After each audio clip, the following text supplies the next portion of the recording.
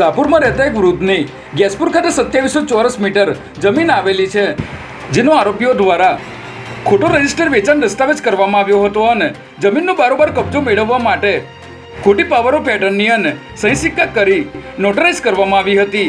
જે બાદ તમારે જમીન પાછી લેવી હોય તો 12 કરોડ આપવા પડશે તેવું આરોપીઓએ વૃદ્ધને જણાવ્યું હતું.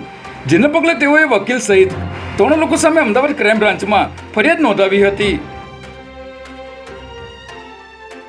31 લોકોને તાત્કાલિક લોન અપાવવાનું કહીને ઠગાઈ આચરતી ગેંગના 2 આરોપીને બોપલ પોલીસે ઝડપી લીધા છે. આરોપીઓ ગરીબ લોકોને મોબાઈલ માટે લોન અપાવવાના બહાને ડોક્યુમેન્ટ મેળવી લેતા હતા અને તેમના નામ પર મોંઘા મોબાઈલ ફોન ખરીદી હપ્તા ભરતા ન હતા. આરોપીઓએ આ મોડસ ઓપરેન્ડીથી 31 લોકોના નામે 39 લાખના મોબાઈલ ખરીદી ઠગાઈ કરી હતી. ત્યારે પોલીસે દીક્ષિત સોની અને મોઇન છીપા નામના 2 આરોપીની ધરપકડ કરી આગળની કાર્યવાહી હાથ ધરી છે. ગુજરાત હાઈકોર્ટના પરિપત્ર અનુસાર મેજિસ્ટ્રેટ કોર્ટે સાંજે 5 વાગ્યા પછી ચેમ્બરમાં જ્યુડિશિયલ કામ કરવાનું હોય છે.